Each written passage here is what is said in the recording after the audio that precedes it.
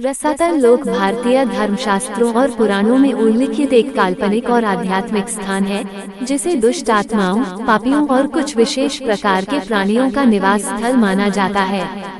रसातल का उल्लेख विशेष रूप से पुराणों में मिलता है, जहां इसे पृथ्वी के नीचे स्थित एक प्रकार का अंधकार में और भयंकर स्थान बताया गया है, जहां पुण्यहीन और पापी जीवों को दंडित किया जाता है।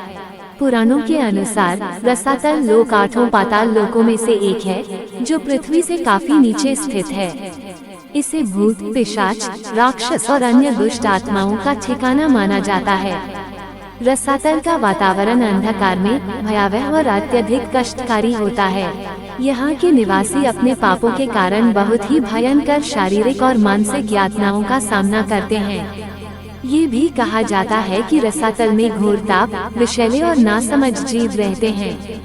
यहाँ की शांति और सुरक्षा का कोई भी उपाय नहीं होता, और यह स्थान उन लोगों के लिए है जिन्होंने जीवन में बुरी क्रियाओं को अंजाम दिया हो। इसी प्रकार के कई कर्मकांडों और अत्याचारों के लिए भगवान ने इस स्थान को दंड के रूप में निर्धारित किया है। रसातल लोक में रहने वाले प्राणी लगातार अपने पापों के परिणामों को भुगतते रहते हैं।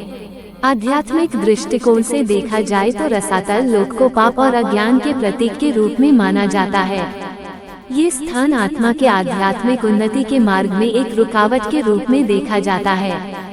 जो आत्माएं यहाँ निवास करती हैं, उन्हें अपने पापों का प्रायश्चित करने और आत्मशुद्धि के लिए कठिन यात्राओं से गुजरना पड़ता है।